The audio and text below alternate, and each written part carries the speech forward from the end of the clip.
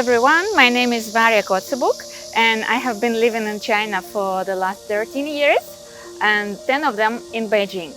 And nowadays I run translation agency which I opened here in Beijing and registered successfully about 2 years ago, and also I do commercial photography.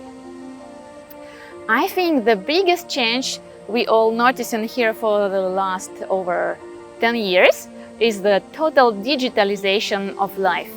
As after we got WeChat, the application we use in China for chatting with friends, and also we use this application to pay utilities, to enter public transport, to enter subway. Also now, since pandemic, we use it to show our health code everywhere on the entrance. We use it to order food, to order everything, and I think this is definitely the biggest change we witnessed for the last decade.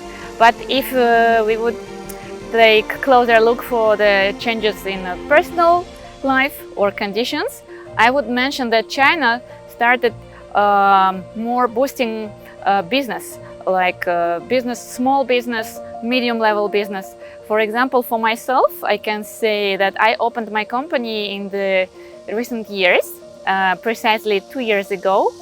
And many people still think that it's not possible to open company in China, I mean register officially with the license, being just one foreigner or two foreigners.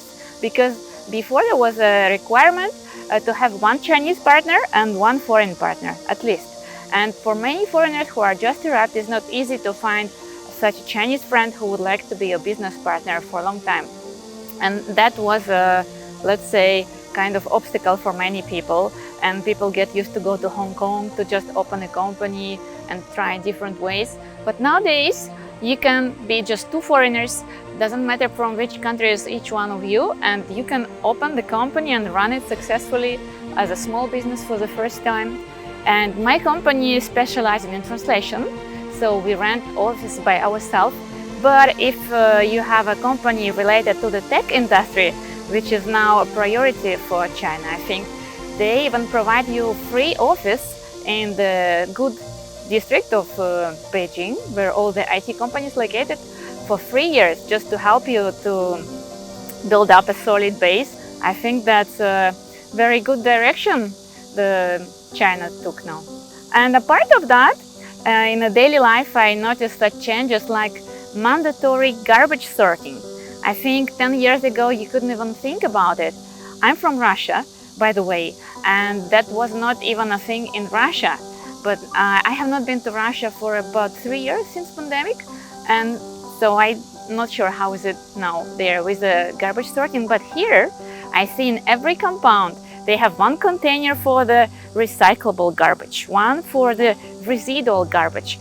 And sometimes when you come there and just by the bad habit try to put all together, there is one grandma staying there and saying to you, no, no, no, here you put the recyclable, here you put a paper, here you put plastic, and please take it all out and spread accordingly.